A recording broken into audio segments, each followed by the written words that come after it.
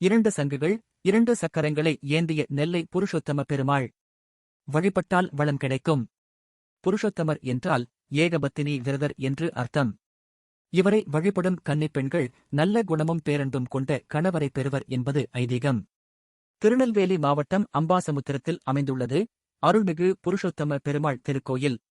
இங்கே 8 கரங்களுடன் காட்சி தரும் புருஷோத்தம பெருமாள் 2 சங்குகள் மற்றும் 2 சக்கரங்களை கரங்களில் ஏந்தியபடி தரிசனம் தருகிறார். அபூர்வ திருக்கோலம் இது என்கிறார்கள். சோழ மன்னர் ஒருவருக்கு குழந்தை பாக்கியம் இல்லை. அவர் செல்லாத கோயில் இல்லை, தரிசிக்காத தெய்வம் இல்லை. ஆனாலும் பலனில்லை.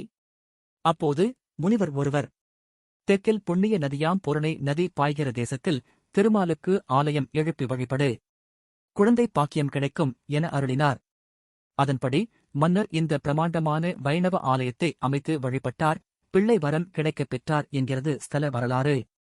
இந்த தலத்து மூலவர் புருஷோத்தம பெருமாள். தாமிரபரணியின் வடகரையில் இந்திர விமானத்தின் கீழ் அருள்கிறார். புருஷோத்தமர் என்றால் ஏகபத்தினி விரதர் என்று அர்த்தம். இவரை வழிபடும் கன்னிப்பெண்கள் நல்ல குணமும் பேரன்பும் கொண்ட கணவரை பெறுவர் என்பது ஐதீகம்.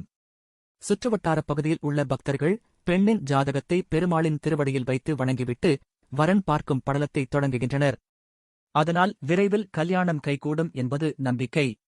கருடாழ்வார் தன் வலக்கரத்தில் திருமாலின் திருப்பாதத்தை தாங்கி நின்று காட்சி தரும் தலம். எனவே இங்கேயுள்ள பெருமாளை நித்திய கருட சேவை பெருமாள் என்று போற்றுகின்றனர் பக்தர்கள். கடன் தொல்லை, வியாபாரத்தில் நஷ்டம், நல்ல உத்தியோகம் கிடைக்காத நிலை என அவதிப்படுவோர் புண்ணியம் மிகுந்த புரட்டாசி மாதத்தில் இங்கு வந்து வணங்கினால் விரைவில் வாழ்க்கை இனிமையாகும் என்பது நம்பிக்கை.